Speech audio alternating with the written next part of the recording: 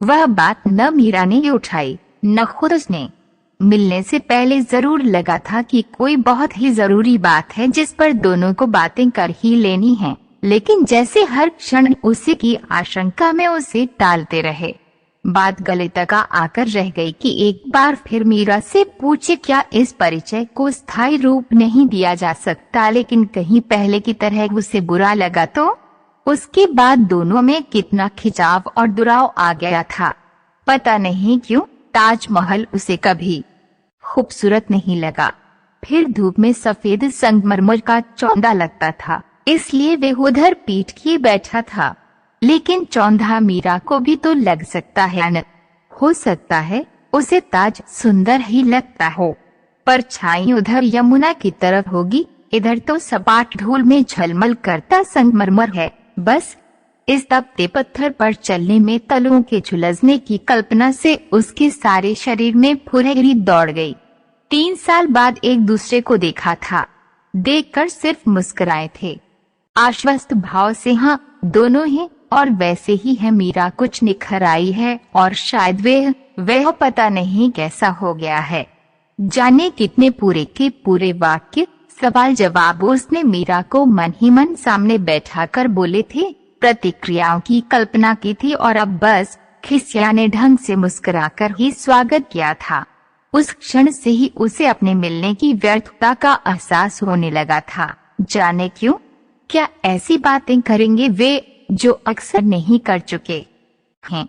साल 6 महीने में एक दूसरे के कुशल समाचार जान ही लेते हैं।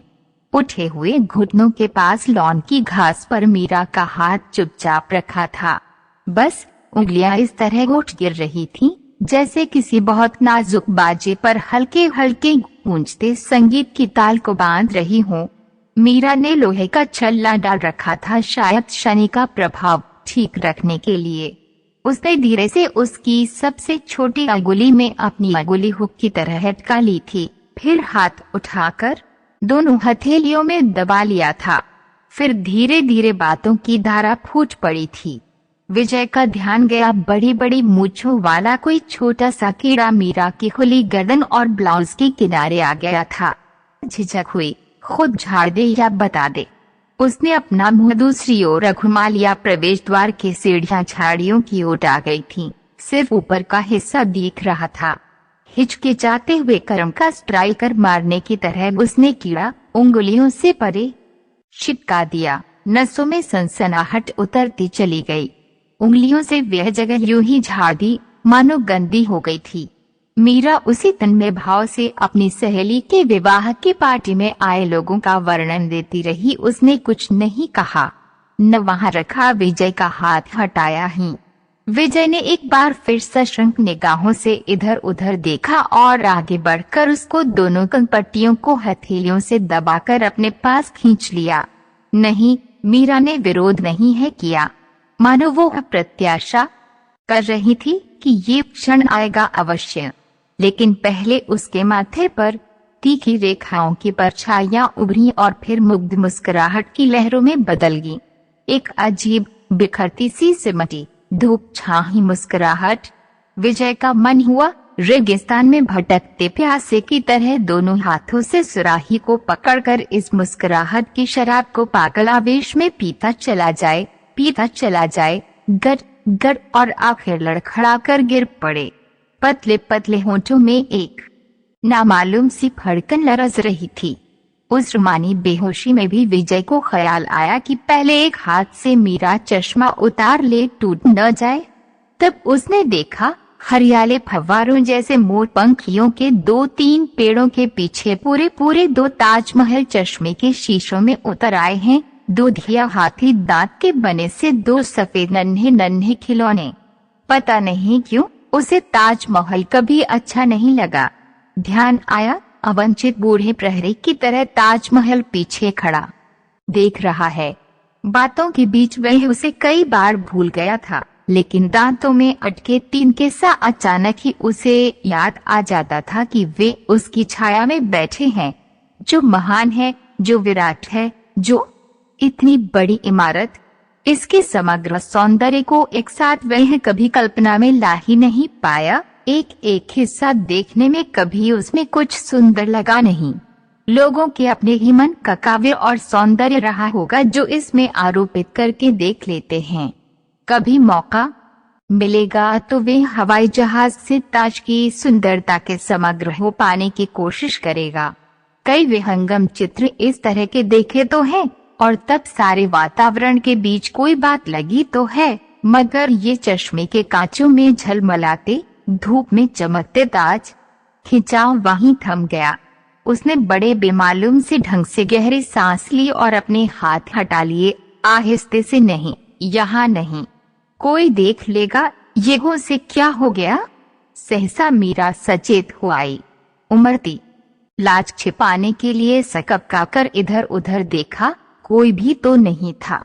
पास वाली लाल लाल ऊंची दीवार पर अभी अभी राज मजदूर से लगने वाले मरम्मती लोग आपस में हंसी मजाक करते एक दूसरे के पीछे भागते गए हैं। बंदर की तरह दीवार पर भाग लेने का अभ्यास है। रवेश के पार पड़ोस के लॉन में 2-3 माली पाइपों को इधर उधर घुमाते पानी लगा रहे थे, वे भी अब नहीं हैं। खाना खाने गए होंगे। मीरा ने बगल से साड़ी खींचकर कंधे का पल्ला ठीक कर लिया। फिर विजय ने अनमने भाव से घास का एक फूल तोड़ा और आंखों के आगे उंगलियों में घुमाने लगा।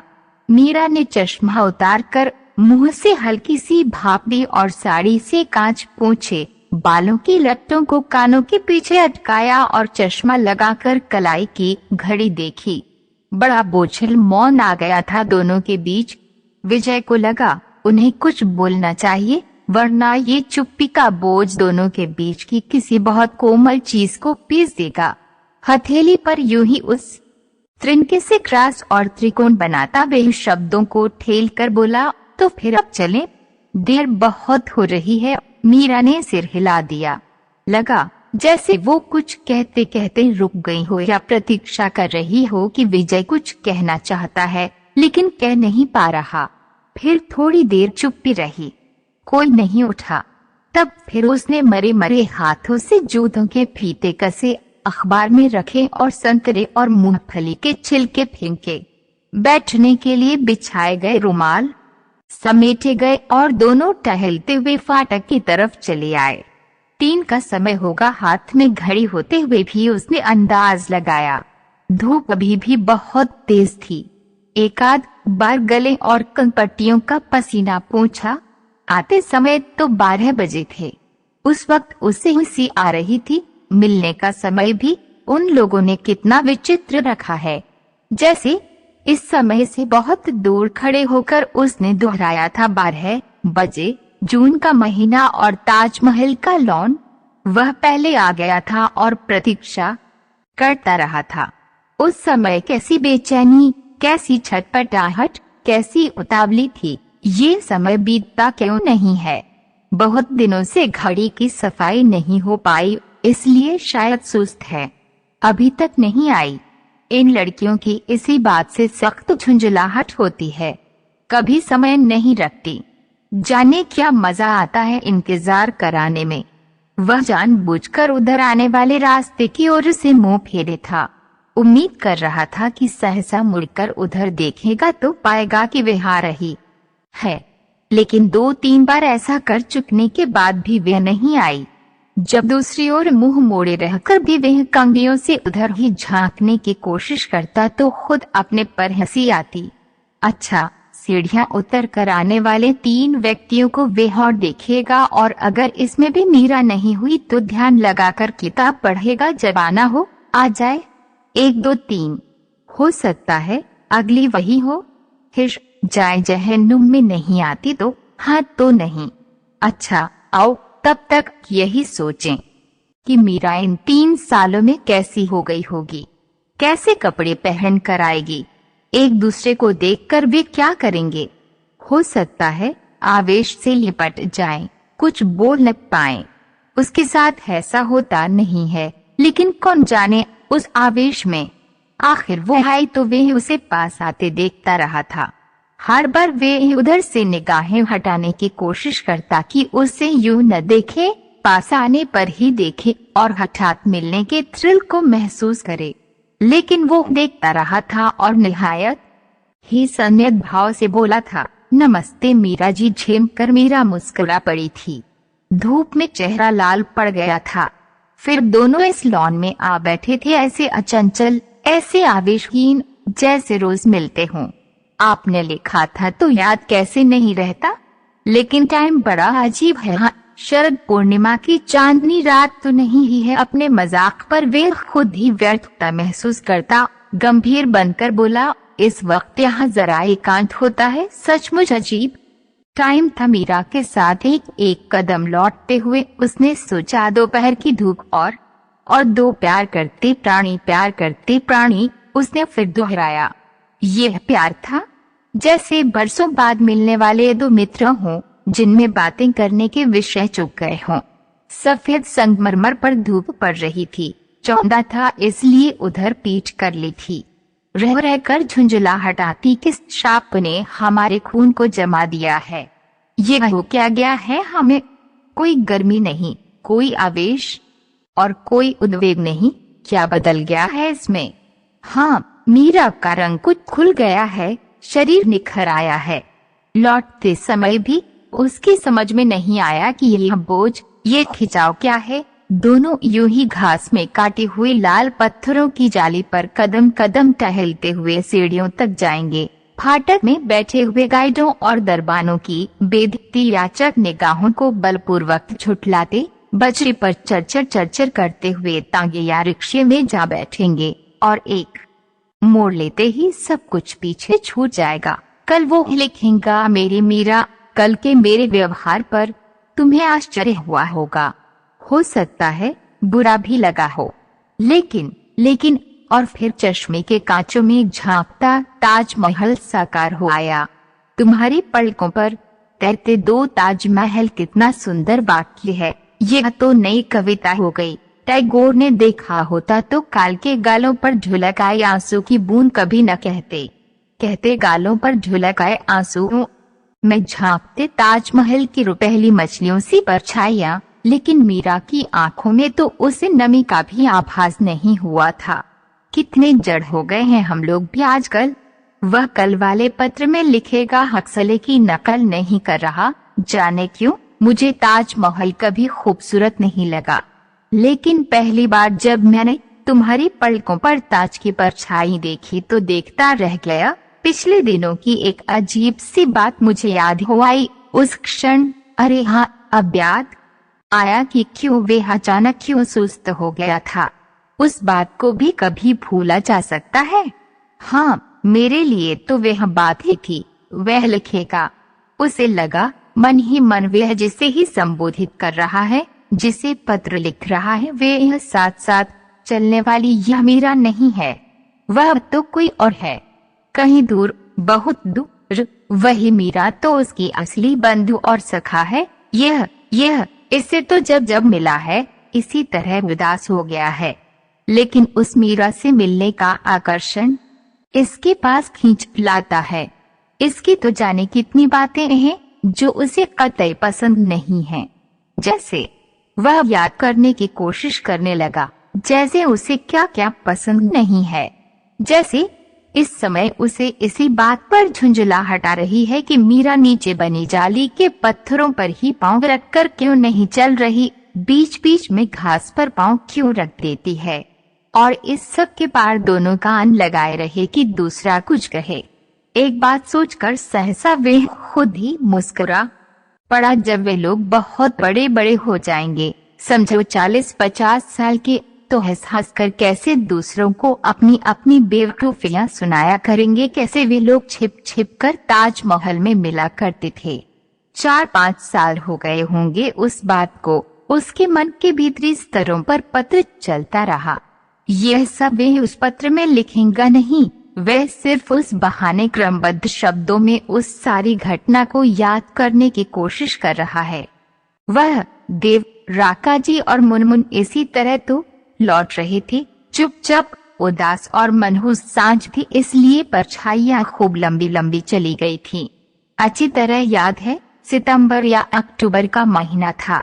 कॉलेज से आकर चाय का कप होंठों से लगाया ही था कि किसी ने बताया, आपको कोई साहब बुला रहे हैं। वे हंगाकर उठा। कौन आ गया इस वक्त? अरे आप पहचाना या नहीं आपने? अरे साहब खूब आपको नहीं पहचानूंगा, लेकिन सचमुच उन्होंने पहचाना नहीं था। देखा जरूर है कहीं, शायद कलकत्ता में। ऐसा कई बार हुआ है, लेकिन वह भरसक ये जताने की कोशिश करता है कि पहचान रहा है और बातचीत से परिचय के सूत्र पकड़कर याद करने की कोशिश करता है। आइए न भीतर। नहीं मिस्टर माथुर, बैठूंगा नहीं। गली के बाहर मेरी वाइफ और बच्चा खड़े हैं, उन्होंने क्षमा चाहने के लहजे में कहा। आप कुछ कर रहे हैं क्या? लेकिन उन्हें वहाँ यही बुला लीजिए। नहीं, देखिए ऐसा है कि हम लोग जरा ताज देखने आए थे। याद आया आप भी तो यही रहते हैं। जगह याद नहीं थी, सो 1-1.5 घंटे भटकना पड़ा। खैर आप मिल गए। अब अगर कुछ काम न हो तो बात ऐसी है कि हमें आज ही लौट जाना है। वे सीढ़ी पर एक पांव रखे खड़े थे। आप किसी तरह के संकोच में न पड़िए, पांवों में चप्पल डालिए और चले आइए। गली के बाहर गाड़ी खड़ी थी, पीछे का दरवाजा खुला था और उसको पकड़े पिछले मडगार्ड से टिकी एक महिला खड़ी थी। गहरी हरी बंगलौरी रेशम की साड़ी, बंगाली ढंग का चौड़ा चौड़ा जूड़ा और बीचों बीच जगमग करता 8 पहलू पहला सितारा। मडगार्ड पर छोटा सा 4-5 साल का बच्चा फिसलते जूतों को जैसे तैसे रोके बैठा था।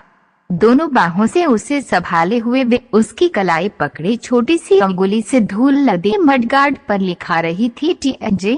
जूतों की आवाज से चौंक कर मुड़ी और स्वागत में मुस्कुराई। बच्चे को संभाल कर उतारा, फिर दोनों हाथ जोड़ दिए। फिर खुद ही बोली, देखिए आपसे वायदा किया था कि हजरत आ ही नहीं रहे थे। वे बीच में ही बात काट कर बोले। फिर सहसा बोले, अच्छा राका अब बैठो वरना अंधेरा हो जाएगा तो देखने का मजा भी नहीं रहेगा। राका हाँ कुछ याद तो आ रहा है।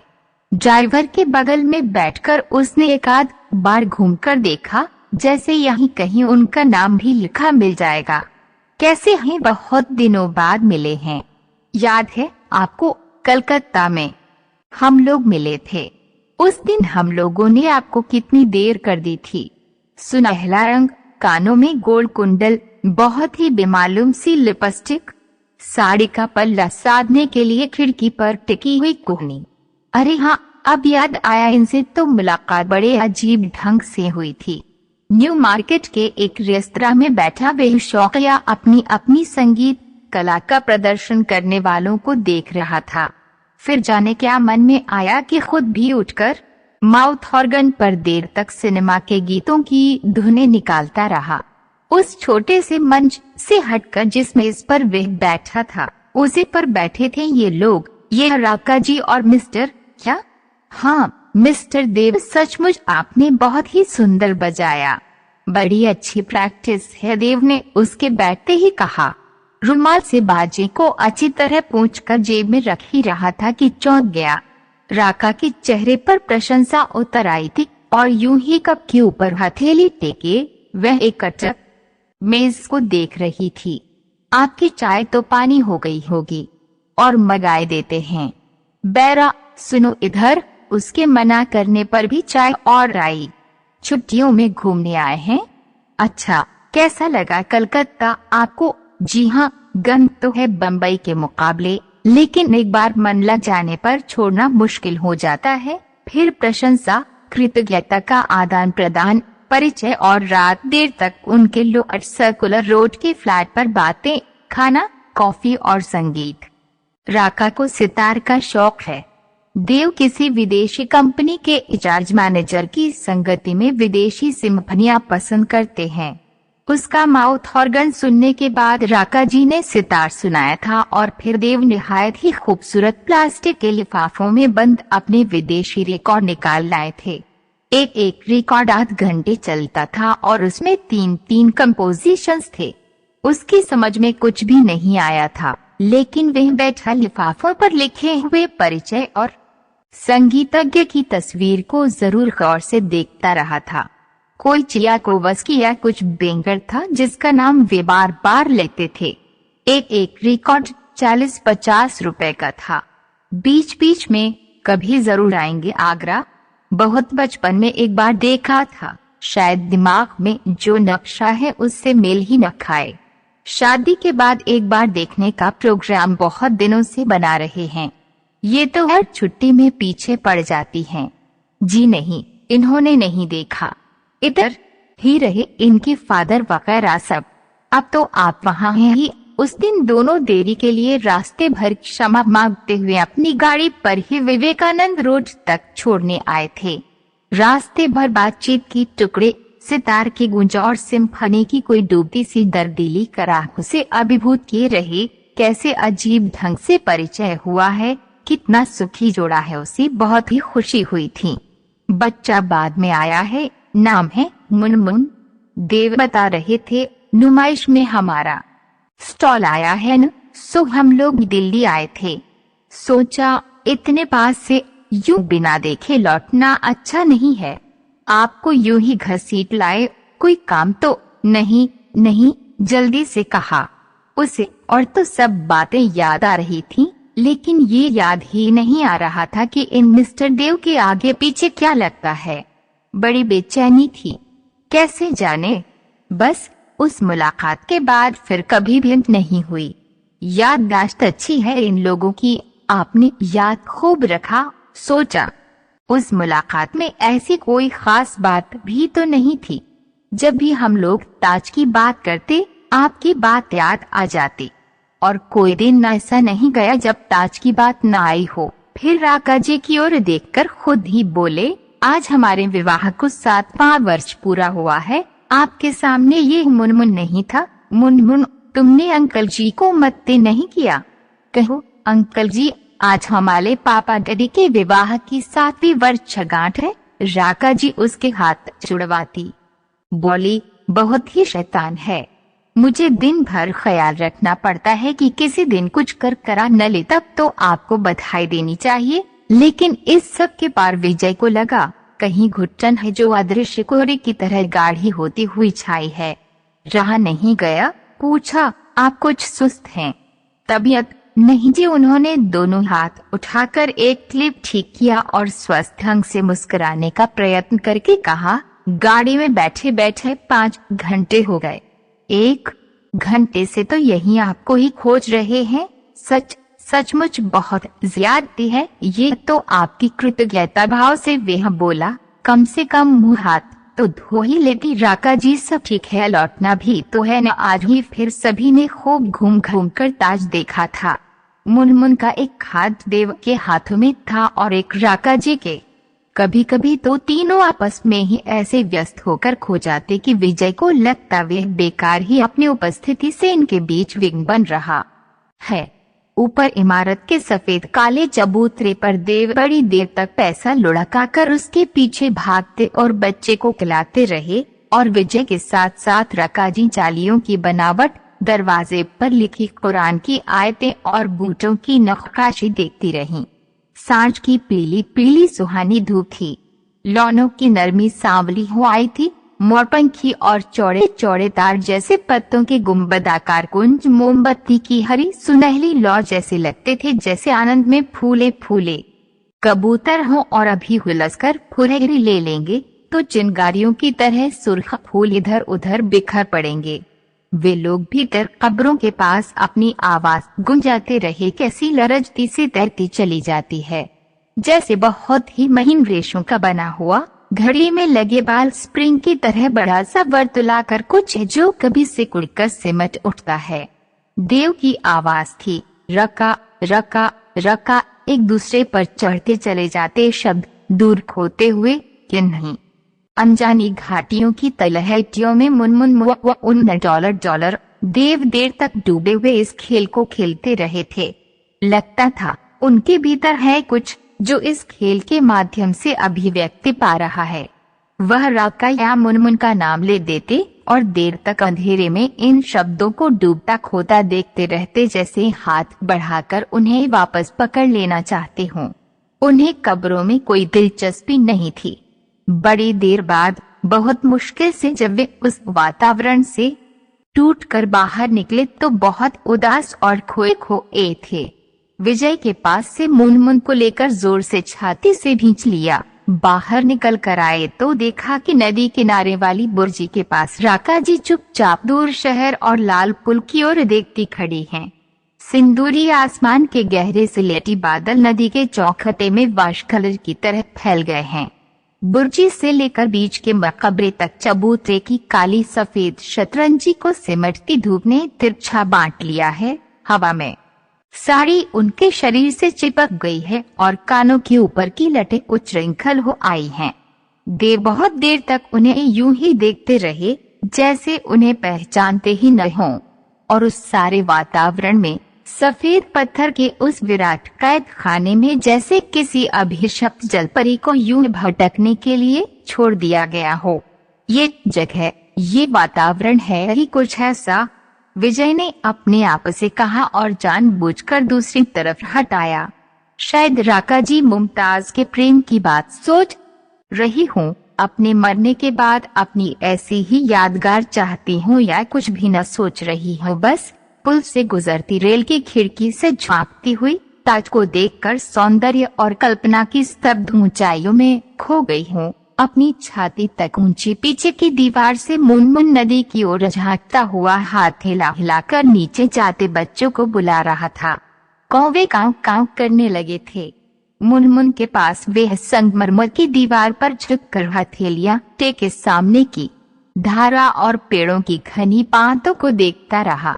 जाने कब देव भी बराबर ही आ खड़े हुए। काफी दूर हटकर उसी तरह बुर्जी के पास झुकी राका जी हवा में फहराती साड़ी को एक हाथ से पकड़कर रोके हुए भीतर की आवाज और गूंज को सुनकर बड़ी अजीब सी अनुभूति होती है न, जैसे जाने किन वीरान जंगलों और पहाड़ों में आपका कोई बहुत ही निकट का आत्मीय खो गया है और आपकी निष्फल पुकारें टूट टूट कर उसे गुहारती चली जाती हैं और खो जाती हैं। न वे आत्मीय लौटता है और न आवाजें, जैसे युगों से किसी की भटकती आत्मा उसे पुकारती रही हो, और वे है कि गूंजों और झायों में ही घुल घुल कर बिखर जाता है, डूब जाता है, बिलमता है और साकार नहीं हो पाता। नदी में ताज की घनी घनी परछाई लहरों में टूट टूट जाती थी। अनजाने ही देव की आंखों में आंसू भर आए। ऐसा ही होता है, ऐसे वातावरण में ऐसा ही होता है, विजय ने अपने आप से कहकर मानो स्थिति को शब्द देकर समझना चाहा। जब कोई किसी को बहुत प्यार करे और फिर ऐसी खूबसूरत मनहूस जगह आ जाए तो कुछ ऐसी ही अनुभूतियां मन में आती हैं। अभी लॉन पर चलेंगे, मुनमुन के साथ किलकारियां मारेंगे, सब ठीक हो जाएगा। देव ने सुना और गहरी सांस लेकर बड़ी कातर निगाहों से विजय की ओर देखा। कुछ कहते कहते रुक गए और दोनों चुपचाप ही टहलते हुए सामने की ओर आ गए। मुनमुन राका जी के पास चला गया था। नीचे की सीढ़ियां उतरते उतरते सहसा ही देव ने विजय के कंधे पर हाथ रख दिया था। कुछ कहने को होंठ कांपे। आपको पता है मिस्टर विजय स्वर और मुद्रा से चौंक गया था। नहीं, कुछ नहीं। ऊपर हरी साड़ी की झलक दिखी और फिर दोनों सीढ़ियां